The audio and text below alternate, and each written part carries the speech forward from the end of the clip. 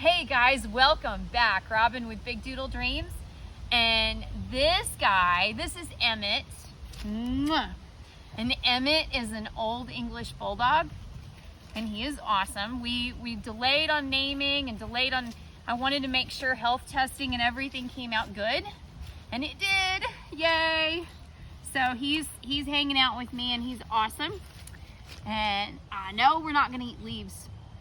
Can't eat leaves. Bulldogs will put everything in their mouths. It's amazing. So anyway, this video has to do with treats. And obviously these are food-driven dogs. This is absolutely a very food-driven breed. And he is, very much in tune to that. Now, if you've been watching me for a while, you'll notice I always have a pouch next to me. And that pouch always has something yummy in it. And in his instance, I have to get his attention. He says, I smell stuff on the ground. Yeah, he's not gonna, there's too much here. There's too much here for him to be interested in my food. Here we go. Yeah. So, treats. And this is one of these things where when people get a brand new puppy, they always ask me, what treats? What should I use? What training treats do you recommend? Come here, buddy. Come here. Come here. Come here. Come here. Turn around. Oh. So, as far as what do I recommend? Well, the first thing I'm going to tell you is when you bring home a brand new puppy, do not change anything about their food. I don't care whether you got it from some other breeder and they're feeding it puppy chow, which is terrible. But if they're feeding it a garbagey food, don't change it on that puppy. That puppy is used to that food. Do not change it.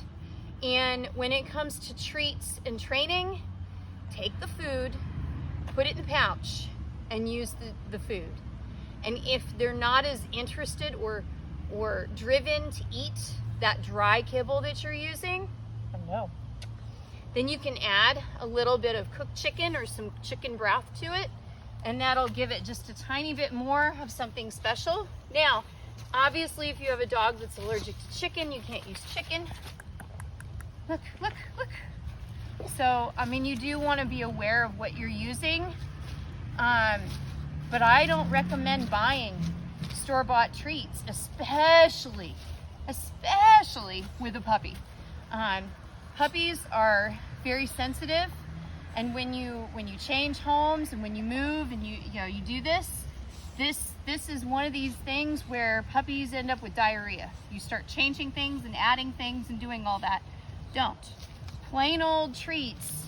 You don't need plain old treats, store-bought treats. Use the kibble, make it taste a little bit better with a little bit of something added in, and use that as your reward.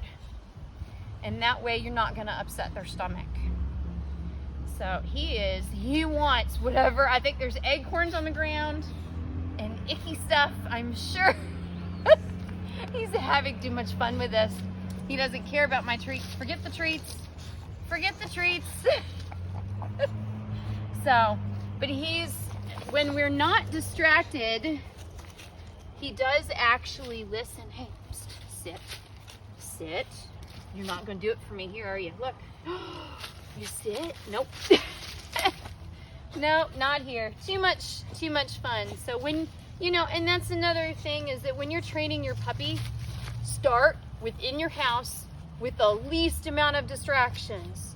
So when you're using your treat, there's nothing else. They have there's no smorgasbord in front of him like him. He's like, this is great. Forget the treats. He doesn't need the treats. Oh, there's one of those yummy treats. What else you got in there? Let's find out. An acorn. Oh yeah. There we go. That's my babies. He just always rolls over and shows his big belly. So Emmett, I got the name from Back to the Future. Dr. Emmett Brown. And that's where his name came from, Emmett Brown. He's really cool. I don't know what you can see They're not eating acorns. He's Merle. There's Merle all the way around his head and his edge here. I mean, and obviously when I did the genetics, I mean, I knew he was Merle just by looking at him, but the genetics solidified exactly what copies, how many copies of everything, which is awesome. So anyway, treats, guys. Don't go giving table scraps. Don't give them garbage treats. Use their kibble. You know, and if you're afraid or if you feel like the dog needs more training, give them their big meal in the morning and then take their lunch meal and put it in your pouch and add some of that yummy stuff to it. You are just, and then they can literally, you can train them using that second meal of the day. You can use it throughout the whole day. And that way you're, yeah, we don't need to eat a rock. Rocks are no good. None of this is any good for him. Yes, I know you're all baby. He is all baby, guys. He's absolutely all baby right now, yes. So I'm gonna be a 65 or 70 pound dog when he grows up. And you'll see him again. But for right now, he's all baby. Oh my gosh. But he does good. He sleeps through the night, no accidents. He's done really good for me, so it's wonderful. But, yep, say the treats, they're my kibble. Oh, what do you have in there? Yeah, when you're fishing something out, always point their nose to the ground. If you point their head up, it's just gonna go down and it could choke them. So if they've got something in their mouth, point that nose to the ground and then open it. Yes, I know, you big baby. He's such a big baby. He's so sweet. He is so sweet. Oh, nope.